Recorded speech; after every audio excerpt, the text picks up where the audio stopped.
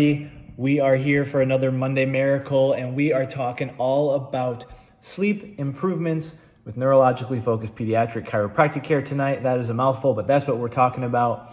If you have not seen one of our Monday Miracle videos, we do them every Monday at the end of my shift. I just talk about some wins or some awesome things that have been happening in the office for some kiddos over the past week or so. And like I said, this one's all about sleep. And when we think about sleep, this is one thing that so many kids that we work with struggle with, right?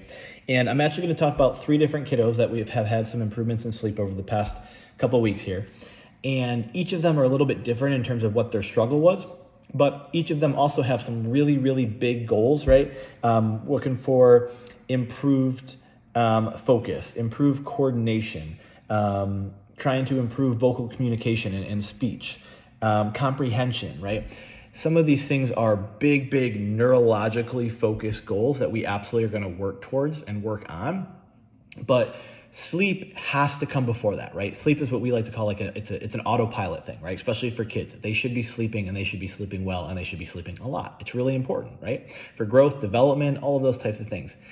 And if some of those baseline bodily functions are out of whack or dysregulated or not doing as well as they should, we have to get those back online first before we can start to move up the ladder, if you will, and achieve some of those bigger neurological goals. And so we call these our neurological soft signs. Really, the biggest one is sleep, and then the other one is poop. These kids got to get daily bowel movements, right? So we see so many kids that are struggling with ADHD, autism, anxiety, sensory processing, whatever it may be.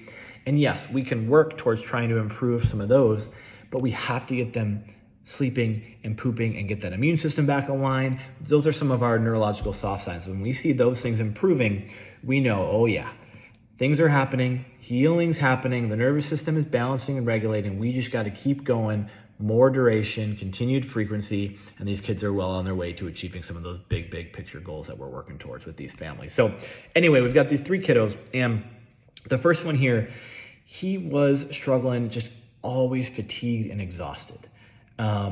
And he would sleep 12 hours a night. And when they went to wake him up, he wasn't up yet, and he was just exhausted all the time.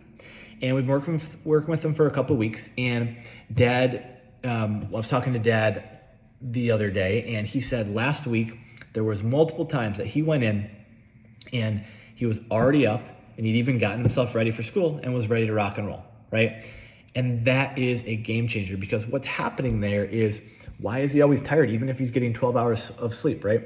Well, the reason why is because his nervous system was stuck in stress mode, fight or flight mode, sympathetic nervous system, right? Think about it. When I'm stressed, when you're stressed, we may get a decent amount of sleep, but we usually don't wake up rested, right? Because we got lots of thoughts going on in our head. We're stressed, whatever it may be.